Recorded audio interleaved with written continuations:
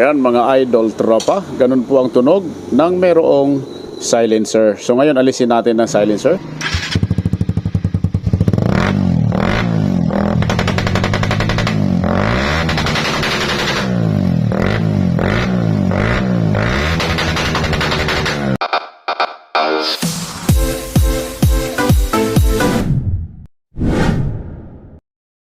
Yun mga idol tropa, kumusta po kayo? Sa video na to mga idol tropa, ay share ko sa inyo kung paano magkabit ng rapid backfire para sa Raider carburetor. Mga idol, kailangan lamang natin dito gumamit ng horn relay at interruptor relay. Ayan mga idol, 5 pins horn relay ang ating gagamitin. Ito ang available sa atin mga idol. Pero okay lang kahit na 4 pins or 5 pins horn relay ang inyong gagamitin mga idol. Wala pong problema doon. Sa pin number 86 at pin number 85 ng ating horn relay mga idol, ay dito natin ikakabit tig-isa itong dalawang yellow wire na galing sa interruptor relay.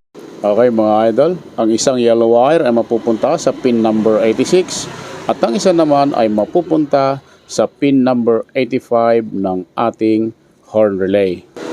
Ang nasa gitnang pin ng ating horn relay ay hindi na natin yan gagamitin. At ang pin number 30 at ang pin number 87 mga idol ay pareho natin itong iinangan ng wire. Okay mga idol tropa?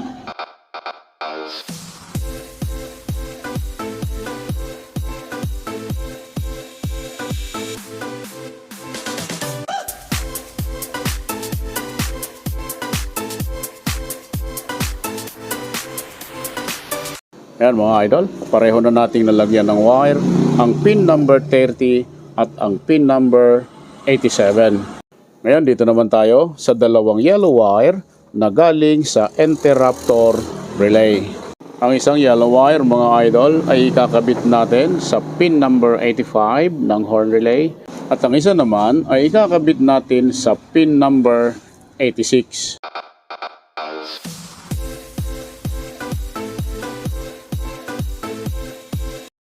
Ayan mga idol, naikabit na natin yung dalawang yellow wire, tig-isa sa pin 85 at pin 86 ng ating horn relay.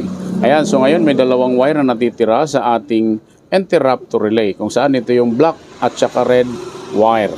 Okay, black wire ng interruptor relay mga idol, ikakabit natin ito sa wire na galing sa pin number 30 ng horn relay. Okay mga idol, wire na galing sa pin number 30 ng horn relay, ikakabit natin dito ang black wire ng interruptor relay. Ayan mga idol, ngayon magkasama na ang black wire ng interruptor relay at ang wire na galing sa pin number 30 ng horn relay. Okay? Ayan mga idol tropa, dito na tayo sa motor. At dito sa part na to, hanapin lamang natin yung black na socket. Black socket na may dalawang wire. Kung saan makikita natin dito, green wire na may lining na white at blue na may lining na yellow. Ayan, at ang kailangan natin dyan mga idol ay ang green wire na may lining na white. Kung saan ito yung pulsar wire. At ang gagawin natin mga idol ay magtatap tayo ng wire dito sa green na may lining na white, kung saan ito yung pulsar wire. Wire na galing sa pin number 87 ng horn relay, ikakabit natin ito sa pulsar wire. Ayan, at nagtap na tayo ng wire kanina. So dito natin ikakabit ang galing sa pin number 87. At ang pinagsamang wire naman na galing sa pin number 30 ng horn relay at galing sa black wire ng ating interruptor relay, nilagyan natin ito ng I-terminal at ikakabit natin ito sa body ground. Okay mga idol? At ang red wire naman na galing sa interruptor relay ay dito naman tayo maglalagay ng switch konektado sa accessories wire. Okay mga idol?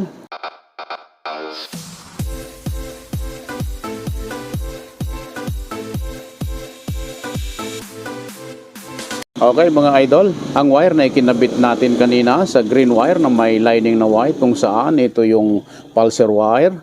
Dito natin ikakabit ang wire na galing sa pin number 87 ng horn relay. Okay mga idol, sana masundan nyo po ito. Wire na galing sa pin number 87 ng horn relay ay mapupunta sa pulsar wire. Ngayon mga idol, ang pinagsamang wire na galing sa pin number 30 ng horn relay at sa black wire ng ating interrupter relay na nilagyan natin ng I-terminal, ito ay ikakabit natin sa body ground.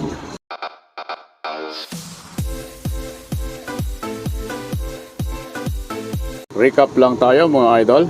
Ang pinagsamang wire na galing sa pin number 30 at ang black wire ng interrupter relay ay kinabit natin ito sa body ground. At ang wire na galing sa pin number 87 ay kinabit natin ito sa pulsar wire. Okay mga idol?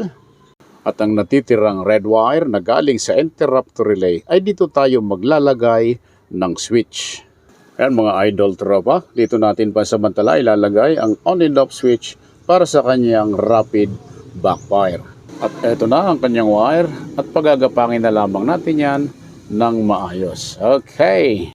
Ayan mga idol, ito na yung dalawang wire na galing sa ating on and off switch. Ang isang wire na to mga idol ay kakabit natin dito sa red wire ng ating interrupter relay.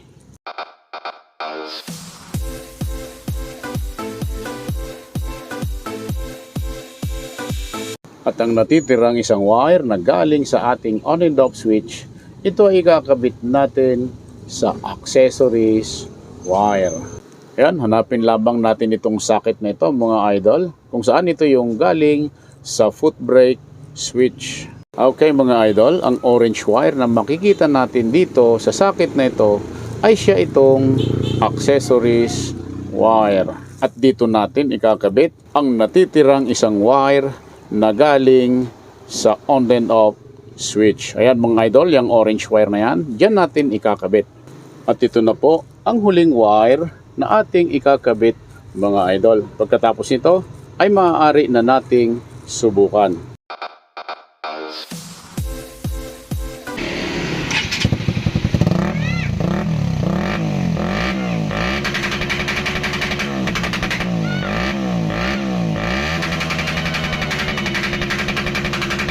Ayan, at meron pang nakakabit na silencer. So ngayon subukan nating alisin at sana hindi tayo pagalitan ng ating kapit bahay.